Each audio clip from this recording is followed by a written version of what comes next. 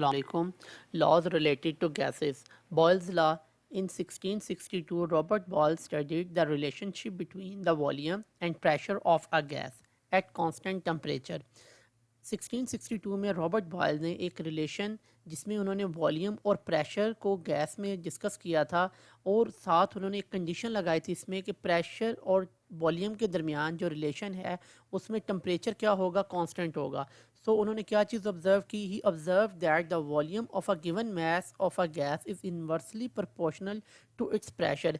कि जो वॉल्यूम है गैस का वो कांस्टेंट यानी कि जो टेम्परेचर है वो आपका क्या रहेगा, कांस्टेंट रहेगा, वो चेंज नहीं होगा. उसमें वॉल्यूम जो है वो इन्वर्सली प्रोपोर्शनल होगा प्रेशर के. फॉर एग्जांपल अगर प्रेशर आप बढ़ाएंगे, इंक्रीज करेंगे pressure, when you pushing down decrease the volume and increase the pressure. तो इट्स मीन जब आपने प्रेशर बढ़ाया तो वॉल्यूम इसका क्या हो गया, रिड्यूस हो गया.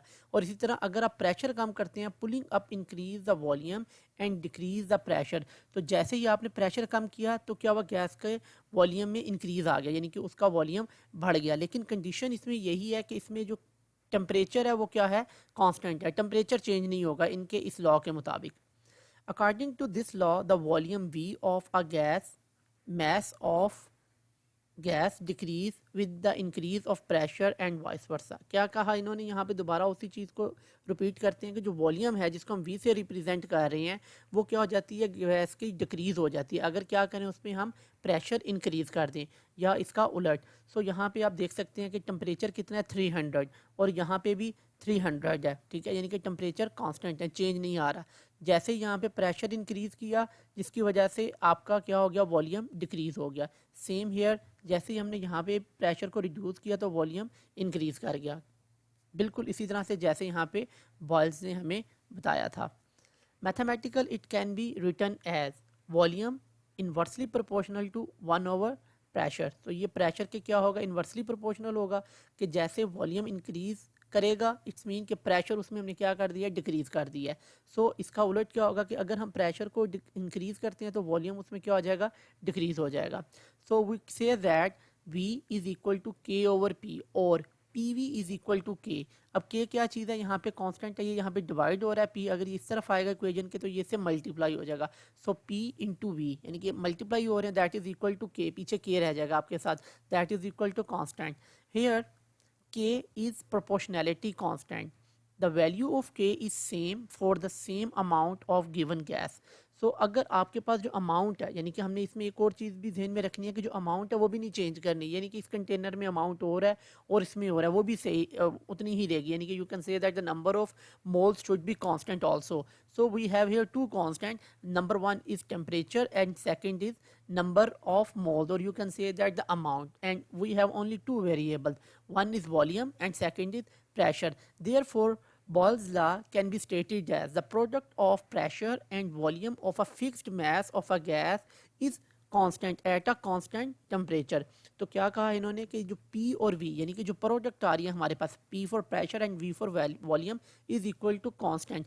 कंडीशन क्या है कि हमारे पास फिक्स्ड अमाउंट हो गैस की और दूसरा टेम्परेचर कांस्टेंट हो. For a given mass at constant temperature the pressure times the volume is a constant. So इन दोनों का प्रोडक्ट जो आएगा वो हमारे पास कांस्टेंट होगा जिसे हम K से रिप्रेजेंट कर रहे हैं.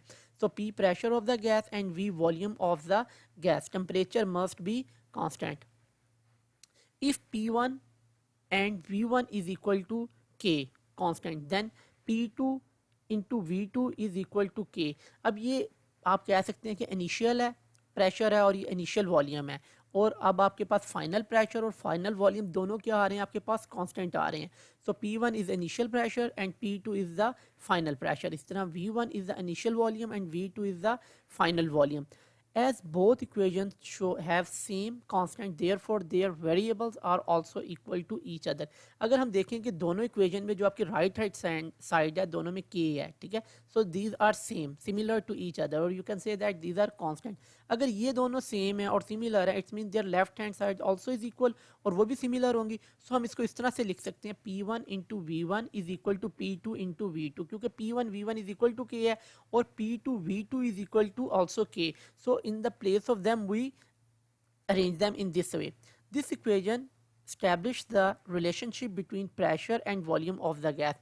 So ये जो इक्वेशन है ये एक रिलेशन हमारे पास establish करती है कि प्रेशर और वॉल्यूम में एक ख़ास किस्म का रिलेशन पाया जा रहा है. So let's see this one. Experimental verification of Boyle's law. The relationship between volume and pressure can be verified experimentally by the following series of experiments. तो कुछ हम यहाँ पे एक्सपेरिमेंट करते हैं इन सीरीज़ में, तो उससे हमें ये चीज़ और ज़्यादा वेरीफाई हो जाएगी और क्लियर हो जाएगी किस तरह बॉयल्स के लॉ को हम प्रूव कर सकते हैं. Let us take some mass of a gas in a cylinder having a movable piston and observe the effect of increase of pressure on its volume. The phenomena is represented in figure. ये देखें यहाँ पे ये एक container है, इसमें हमने gas को रखा हुआ है और इसके ऊपर हम क्या कर रहे हैं, प्रेशर को इंक्रीज कर रहे हैं या प्रेशर डाल रहे हैं, ठीक है. और ये इसके जो बीच में सिलेंडर है ये क्या है, मूवेबल है. This cylinder can be movable, यानी कि ये अप्स एंड डाउन्स हो सकता है. तो जब हम इसके ऊपर प्रेशर बढ़ाएंगे तो सिलेंडर नीचे की तरफ जाएगा और इसके बीच में हमने गैस भरी हुई है. So let's see in detail. When the pressure of 2 atmosphere ATM is applied, the volume of the gas decrease as 1 dm cube. तो ये पहले बिल्कुल कंप्लीट था, फुल था, यहाँ तक था. जैसे ही हमने 2 atm प्रेशर इस पे ऐड किया, इसका वॉल्यूम कितना आ गया, 1 dm क्यूब हो गया, ठीक है. When pressure is increase equivalent to 4 atm. अब मैंने क्या किया, प्रेशर आप कह सकते हैं यहाँ से डबल कर दिया और वॉल्यूम भी क्या हो गया, उसके मुकाबले में हाफ हो गया. पहले 1 था, अब यहाँ पे क्या रह गया, 0.5. यानी कि प्रेशर इंक्रीज हुआ, 2 टाइम्स हुआ, वॉल्यूम 2 टाइम डिक्रीज हो गया, ठीक है. The volume of the gas reduce to 0.5 dm cube. Again when pressure is increased 3 times, you mean to say from 2 to 4 and 4 to its 6. So here you can see that it's 3 times. So volume भी क्या हो जाएगा, 3 time reduce हो जाएगा. So that is the volume reduced to 0.33 dm cube. Similarly, when pressure is increased by 8 atmosphere on the piston, volume of the gas decreased to 0.25 dm cube. तो जब आप यहाँ पे देखें हमने वेट बढ़ा दिया या प्रेशर इंक्रीज किया जिसकी वजह से ये 4 टाइम्स बढ़ा, तो उसमें इंक्रीज हुआ प्रेशर में, जिसकी वजह से इसका वॉल्यूम भी क्या हो जाएगा, डिक्रीज हो जाएगा. हमें पता है कि वॉल्यूम जो है वो उसी वक्त डिक्रीज होगा जब आपका प्रेशर इंक्रीज हो बॉयल्स लॉ में. और कंडीशन क्या है कि आपका टेम्परेचर कांस्टेंट रहेगा, नंबर 1, और नंबर 2 जो अमाउंट ऑफ गैस है यानी कि नंबर ऑफ मोल्स है वो भी आप चेंज नहीं करेंगे. तो जैसे जैसे हम वेट या प्रेशर बढ़ाते जा रहे हैं वॉल्यूम में उसी तरह से क्या आ रहा है, डिक्रीज आ रहा है. When we calculate the product of volume and pressure for this experiment, the product of all these experiment is constant. जब हमने इनकी प्रोडक्ट निकाली यानी कि हमने कहा कि हम P1 और V1 इसका लेते हैं, P1 is equal to 2 and V1 is equal to 1, इन दोनों को आपस में मल्टीप्लाई किया, that is equal to 2 atmospheric pressure dm cube हमारे पास आया. So this is equal to constant.